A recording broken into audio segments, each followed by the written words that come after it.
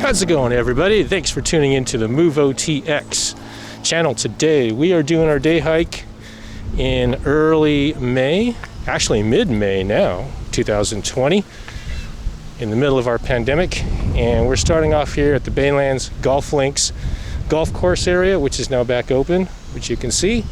And this is the front entrance to the Palo Alto San Mateo Municipal Airport, and we're doing the airport hike today, and I'm going to do the entire loop around. So thanks for hanging out with me today, guys.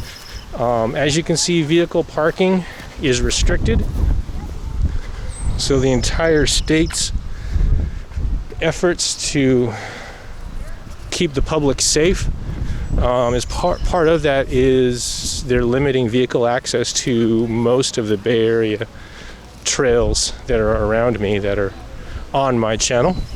So today I have to park outside the trail areas and hiking on in.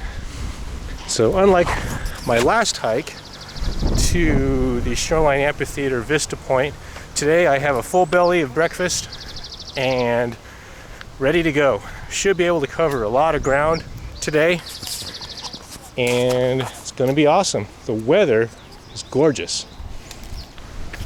The day pack, Costco High Sierra branded pack. It's about maybe a 15-liter capacity, so that's just about the right size to carry a sweatshirt, a light sweatshirt. I can carry a very sizable amount of food for sure, and of course 2 liters of water with the factory OEM bladder system that's in it, using the cheap High Sierra bladder that came with this system. And so far it's been really good, actually. Surprisingly good for the price paid. So here we are at the Baylin Nature Preserve, and we go in here and veer left. So here's our first point of interest along the way. This is the duck pond area. Just a beautiful place here along this trail, and our kind of goal is to straddle around and loop around the backside of the airport. Here is our duck pond area. Just beautiful, really fun. I love coming out here and just chilling out. A lot of little squirrels, lizards, rabbits out here, and all kinds of Bay Area water birds out here in this area. Very low tide today, very little water in these waterways. So as the state does start to reopen a little bit, I think people are going to have more and more different things to do with their time than come out to the hike trails like I do. There's our first airplane sighting coming in for a landing, and eventually we're going to loop around and make our way across that way on that part of the trail right there.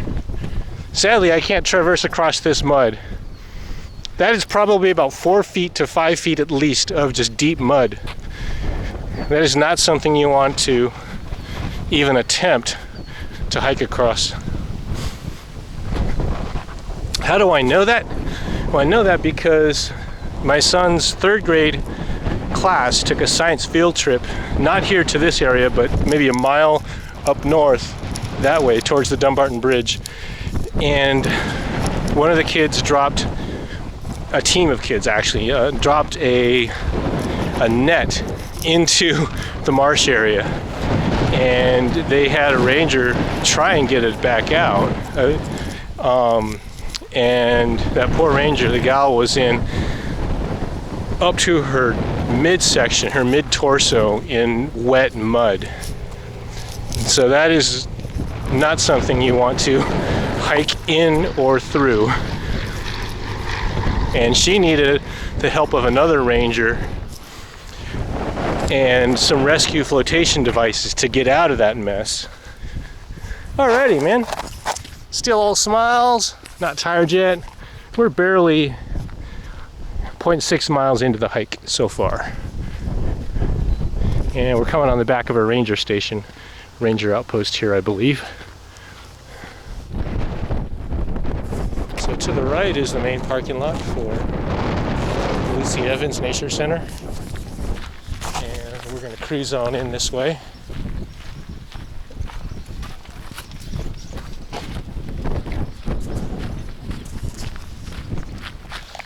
So here's the Nature Center.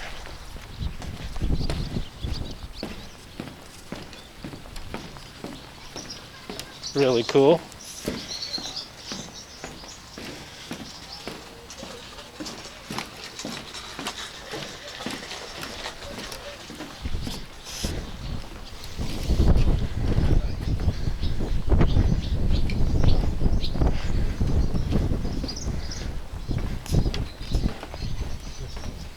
Let's see, is the catwalk open? Yeah, catwalk is open today. All right, yeah, we'll cruise on out here for the heck of it. I think I've shown you guys this already, but now, since we've been on lockdown with this pandemic, everything has a different perspective nowadays. What's open, what's closed, what's accessible, what's not accessible. Is it accessible on foot? Is it accessible by bike or by vehicle? And everything you're going to see here today is remotely accessible by vehicle, where I parked outside the preserve and I'm just hiking on in through here. And right now it's just the water lines receded completely far out to the bay. And you can really get a sense of some of the marine life down there as well, which is pretty cool.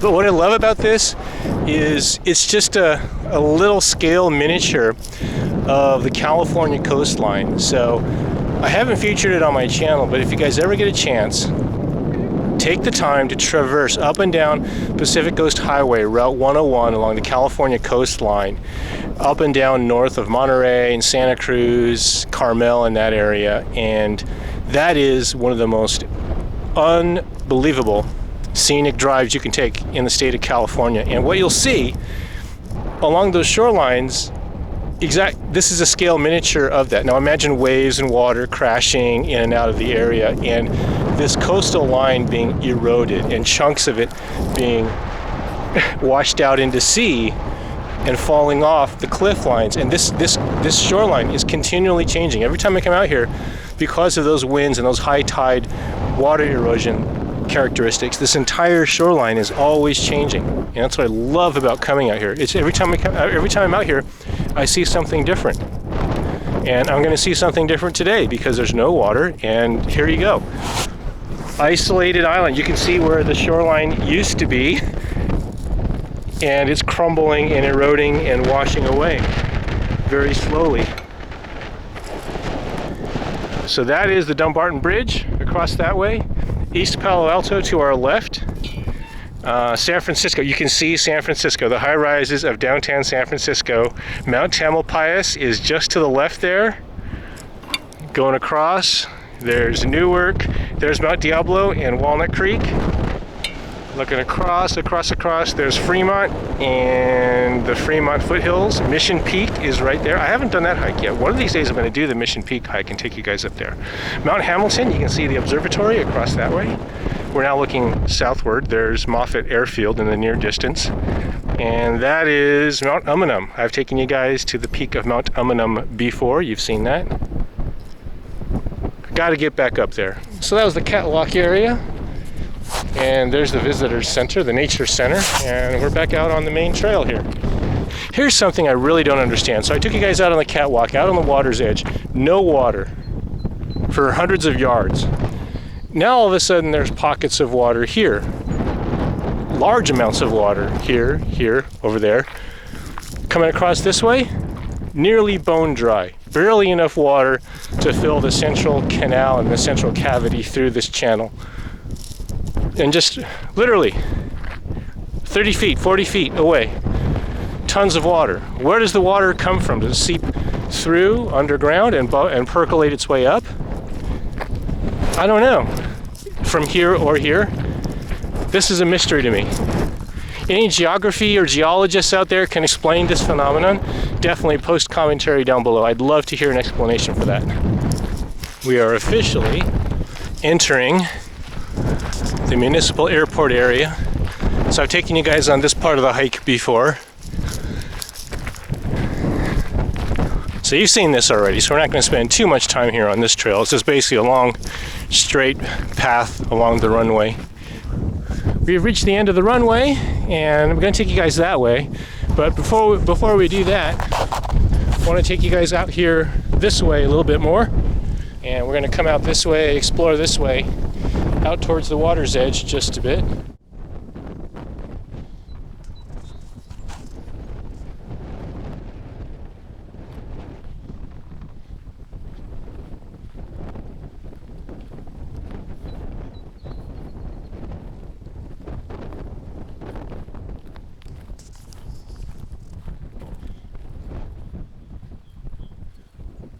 Once again, very low tide. And once again, I'm apologizing for wind noise. Hopefully it's not too bad.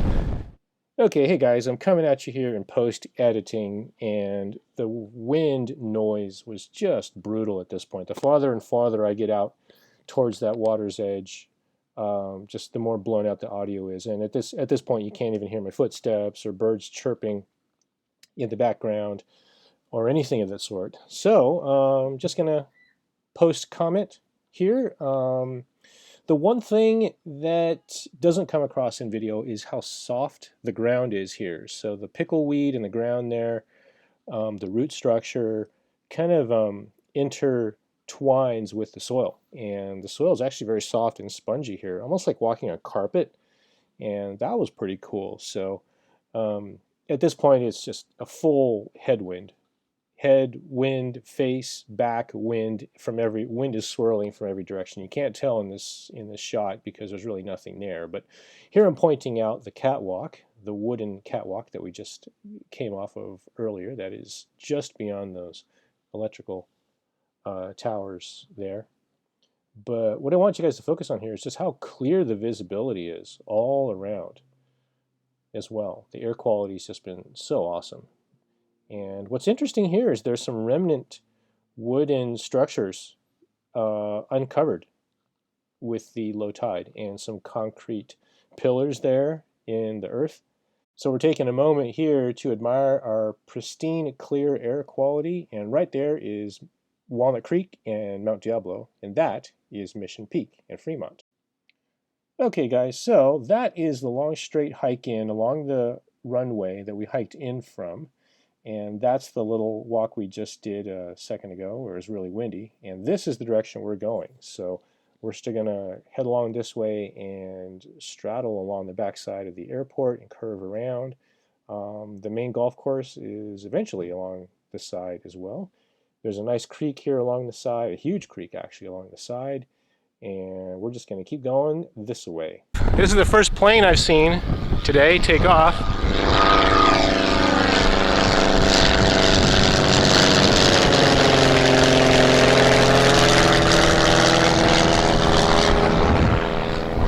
Just very little airport runway traffic during the pandemic. There's the view down the business end of the runway with no traffic. And we're gonna head that way. So we're making our way and social distancing the best way I know how here on the channel. Got the trails pretty much all to myself. There's just not a lot of people out here today. And that's okay by me. Perfectly okay hiking in solitude. There's some people coming up here with their dogs. So this neighborhood right along here is entering into kind of the East Palo Alto area. And you can actually take this trail farther down that way, and it ends maybe a few miles that way. One of these days I'll do the hike that way, but not today.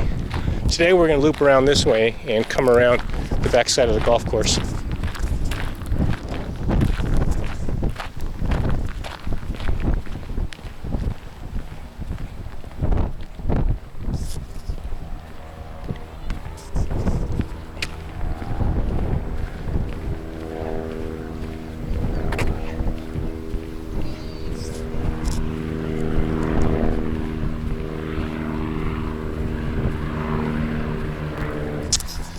Alrighty, we're making our trek. Still all smiles, still feeling good. I love this hike. This is so much fun. One of the nicest things about this hike is coming out along the runway, the dirt path. You're faced with a really stiff headwind, and hopefully my microphone picked that up. But coming back along this way, it's paved, freshly paved, and I've got the wind to my back the whole way, so this is literally like hiking downhill. And I can really book a good about a 3.7 mile per hour speed pretty steadily here. Almost a slow jog pace. Really great to see people out on the golf course again too. This place was looking creepy for a few weeks there with nobody there. It's just strange being out and about and not seeing people, at least off in a distance. Still bone dry, low tide. You can see the cracking mud along the area here. This must be spectacular when this is filled with water. Must be quite a sight. But not today. Still have the trails basically all to myself. Nobody behind me at all. And just a trail runner up ahead of us. So we're coming up here kind of to the end of our hike. And we're going to cut across this way. This is a municipal baseball park right here, and there's some new car lots over this way. That's Anderson Honda, by the way, I think, over there. Alrighty, everybody. So we're going to wrap things up here on today's trek. We're behind the San Mateo post office right here. I can actually see cars on the freeway on Route 101 right there. So we're right near Embarcadero, actually. So, and here's the municipal baseball park, totally empty right now, and we're going to just wrap up our hike here. So, anyways, thanks for joining me today, guys. If you have any comments or questions, please feel free to post them down below. Stay safe, everyone out there, and enjoy the outdoors. I will catch you guys later on the next one.